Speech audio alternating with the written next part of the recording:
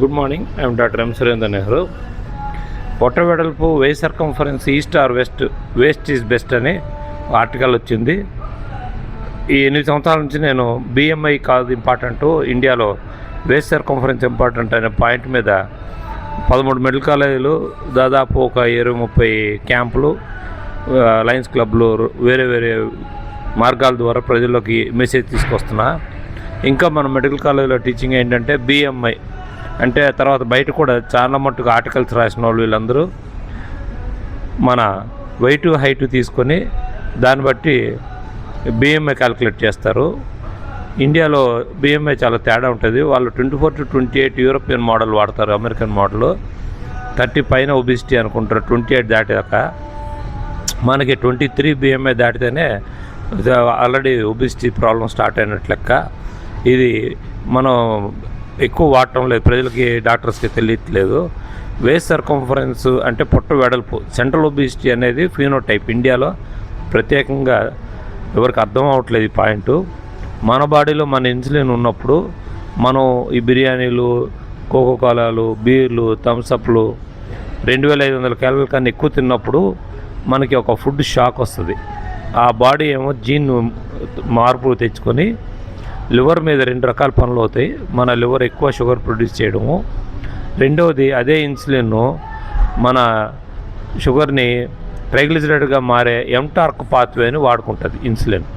Insulin అనేది మన government లాగా, మన ట్రాఫిక్ సిగ్నల్స్ లాగా, ఎటు వెళ్ళాలి, గ్లూకోజు ఏ సెల్లోకి వెళ్ళాలి, ఎంత వెళ్ళాలి, మజిల్ పని చేయాలన్నా, హార్ట్ పని చేయాలన్నా, బ్రెయిన్ పని చేయాలన్నా ఎనర్జీ కావాలి. ఎనర్జీ అనేది గ్లూకోజ్ ద్వారా వస్తుంది.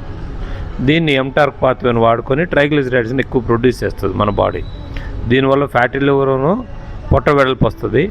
పొట్ట వెడల్పు ఉండి షుగర్ లేకుండా ఉండడం వల్ల, హెచ్బిఏవన్సీ ఫాస్టింగ్ బ్లడ్ షుగర్ నార్మల్ ఉండడం వల్ల అందరూ షుగర్ లేదు అనుకొని ఎక్కువ తింటే రకరకాల వంటలు నైట్ టైం తినడం వల్ల ఈ క్యాలరీస్ బర్న్ కాకపోవడం వల్ల మళ్ళీ లావ్ అయ్యి ఇంకా హై ఇన్సులిన్ లెవెల్స్లో ఉంటారు. ఇప్పుడు ఈ బీటా సెల్ అనేది ఎక్కువ షుగర్ ఉన్నదానికి ఎక్కువ ఇన్సులిన్ తయారు చేసి కంట్రోల్లో పెడుతుంటుంది. ఈ బీటా సెల్ కొన్నాళ్ళు అయ్యాక ఎగ్జాస్ట్ అయ్యి డయాబెటీస్ వస్తూ ఉంది. ఈ ఫేజ్లో బీటా సెల్ డ్యామేజ్ ఎంత ఉంది, ఫస్ట్ స్టేజ్లో ఉందా, సెకండ్ స్టేజ్లో ఉందా, థర్డ్ స్టేజ్లో ఉందా, ఫోర్త్ స్టేజ్లో ఉందా అనేది ఒక ఇన్స్టిట్యూట్ కూడా ఇండియాలో లేవు. బీటా సెల్ ఇన్స్టిట్యూట్ అనేది ప్రథమంగా మన భారతదేశంలో ఇప్పటిదాకా ఎవరు దాని మీద ఫోకస్ చేయట్లేదు. ఎంతసేపు random blood sugar, fasting blood sugar, H B A one C, GTT మీదనే పెట్టుకొని ఇంకా డయాబెటీస్ అంటే టైప్ 1, టైప్ 2, జెస్టేషనల్ ఇదే నేర్పిస్తున్నారు మనం టీచింగ్లో. ఇది బీటా సెల్ డ్యామేజ్ వల్ల పుట్టలా వచ్చి వీళ్ళకి ఓన్లీ బీపీలా వస్తుంది, షుగర్ రాదు. కొన్ని 6-7 సంవత్సరాలు బీపీ ట్యాబ్లెట్ వాడుకుంటూ తర్వాత సడన్గా షుగర్ అటాక్ అయింది, హార్ట్ అటాక్ వచ్చిందని. కొద్దిమందికి ఓన్లీ కొలెస్ట్రాల్ పెరిగి హార్ట్ అటాక్ వస్తుంది. మూల కారణం హై కార్బోహైడ్రేట్. మనం ఫ్యాట్ని గుర్తించాం, లో ఫ్యాట్ డైట్లోకి వచ్చాం, కానీ లో ఫ్యాట్ హై కార్బోహైడ్రేట్ డైట్ వల్ల మనం డ్యామేజ్ అయ్యి ప్రోటీన్స్ లేకుండా అయిపోయింది. ఎక్కడికి వెళ్ళినా కూడా హై కార్బోహైడ్రేట్ డైట్ తింటున్నాము. దీనిలోంచి 30 రకాల డైట్స్ 30 రోజులు ప్రత్యేకంగా ఒక్కొక్క పేషెంట్కి ఏ మోడల్ కావాలనేది నేను డిజైన్ చేశాను. ఇవన్నీ కూడా మీకు మొబైల్లో వచ్చేటట్టు అరేంజ్ చేసాం.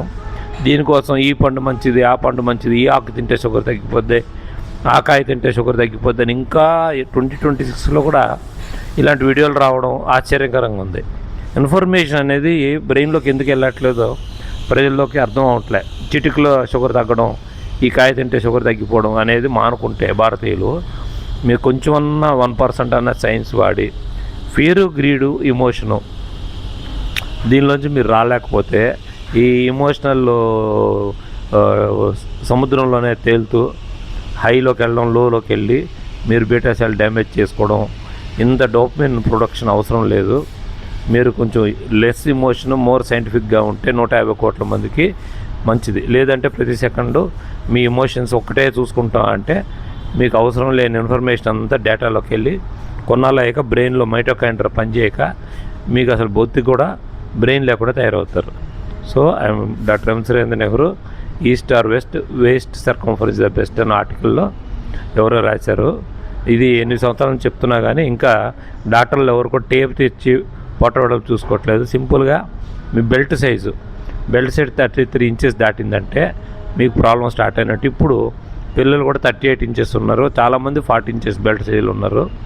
కాబట్టి మీకు జనరల్ 40 ఇంచెస్ బెల్ట్ వాడుతున్నారంటే 105 సెంటీమీటర్లు.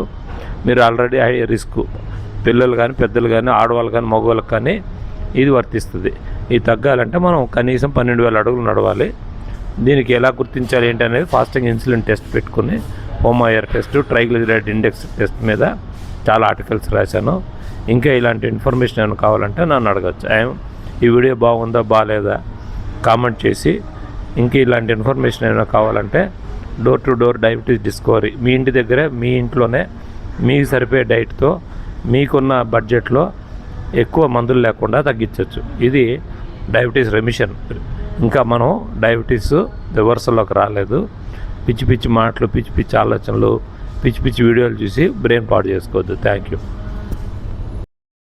वीडियोस बनाने हैं, फिल्मोरा है ना।